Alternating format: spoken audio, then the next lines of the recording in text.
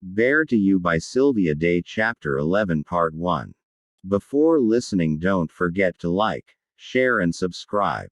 Thank you. I quickly clicked through other links in the digest to find the same picture with similar captions and articles. Alarmed, I sat back and thought about what this meant. If one kiss was headline news, what chance would Gideon and I have to make a relationship work?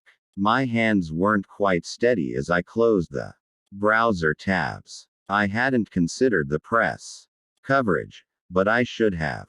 Damn it. Anonymity was my friend. It protected me from my past. It protected my family from embarrassment. And Gideon, too. I didn't even have any social networking accounts, so people who weren't actively in my life couldn't find me. A thin, invisible wall between me and exposure was gone. Hell, I breathed, finding myself in a painful situation I could have avoided if I'd dedicated any of my brain cells to something other than Gideon. There was also his reaction to this mess to consider. I cringed inwardly just thinking about it. And my mother. It wouldn't be long before she was calling and blowing everything out of shit. Remembering that she didn't have my new cell number, I picked up my desk phone and called my other voicemail to see if she'd already tried to reach me. I winced when I heard that my mailbox was full. I hung up and grabbed my purse, then headed off to lunch, knowing Carrie would help me put it all in perspective. I was so flustered when I reached the lobby level that I rushed out of the elevator with my only thought being to find my roommate. When I spotted him, I didn't take note of anyone else until Gideon sidestepped smoothly in front of me and blocked my path. Eva. He frowned down at me. Cupping my elbow, he turned me slightly around.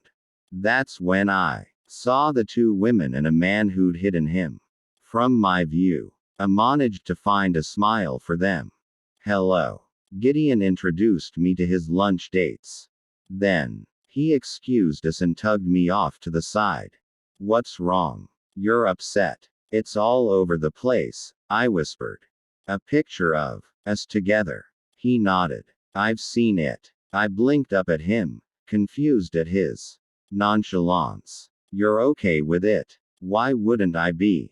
For once, they're reporting the truth. A sneaking suspicion niggled at me.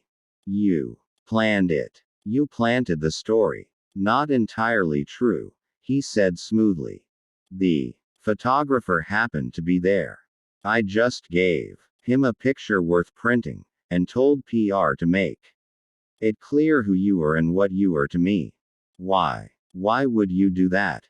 You have your way of dealing with jealousy and I have mine. We're both off the market and now everyone knows it. Why is that a problem for you?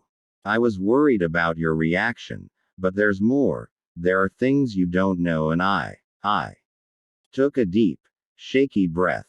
It can't be that way. Between us, Gideon, we can't be public. I don't want.